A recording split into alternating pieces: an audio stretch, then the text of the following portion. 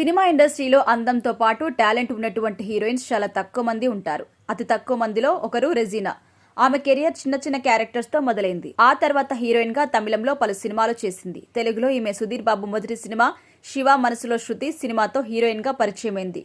బిజీగా గడుపుతున్న లైఫ్ లో చిన్న బ్రేక్ తీసుకుని ఫ్యామిలీ మరియు ఫ్రెండ్స్ తో ఎంజాయ్ చేయాలి అనుకుంటున్నారా? అయితే వెంటనే ఆర్మీ వెకేషన్స్ ప్రైవేట్ లిమిటెడ్ ని సంప్రదించండి. వీరి దగ్గర సరికొత్త ఆఫర్స్ మరియు స్పెషల్ ప్యాకేజెస్ ఉన్నాయి. మరిన్ని డీటెయిల్స్ కోసం సంప్రదించండి 7997979960 అలాగే 61. ఆ సినిమా కమర్షియల్ గా పెద్ద హిట్ అవ్వకపోయినా రెజీనాకు మంచి పేరు ప్రఖ్యాతులు తెచ్చిపెట్టింది. 2014లో ఈమె అల్లు సిరీస్ తో కలిసి నటించిన కొత్త జంట సినిమా సూపర్ హిట్ అయింది. అక్కడి నుంచి ఆమె వెనక్కి తిరిగి చూసుకోవాల్సిన అవసరం రాలేదు. వరుసగా సినిమాలు చేస్తూ మీడియం రేంజ్ హీరోయిన్ గా తనకంటూ ఒక ప్రత్యేకమైన గుర్తింపు దక్కించుకుంది. ఇదివరకు కేవలం మీడియం రేంజ్ హీరోల సినిమాలో చేస్తూ వచ్చిన రెజీనా తొలిసారి అజిత్ లాంటి స్టార్ హీరో సినిమాలో ముఖ్య పాత్ర పోషించే అవకాశం దక్కించుకుంది. ఆయన హీరోగా నటించిన విడాము చార్చి అనే సినిమా జనవరి 10న ప్రపంచవ్యాప్తంగా గ్రాండ్ గా రిలీజ్ కాబోతుంది.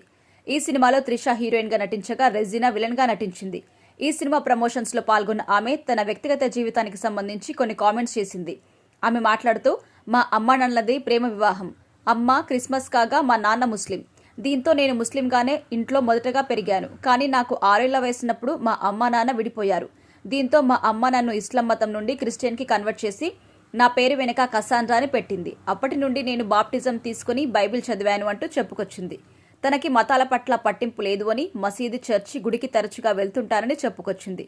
ఇక రెజీనా విషయానికొస్తే ఈమె హీరోయిన్స్ రోల్స్ కి దూరంగా ఈ మధ్య ఎక్కువగా విలన్ రోల్స్ లోనే కనిపిస్తుంది.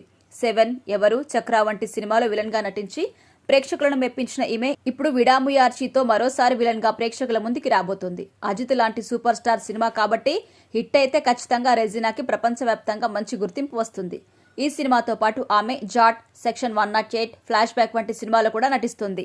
హీరోయిన్ గా కాకపోయినా నటనకి ప్రాధాన్యం ఉన్న పాత్రలు చేస్తూ క్షణం తీరిక లేకుండా గడుపుతుంది రెజీనా కసాండ్రా.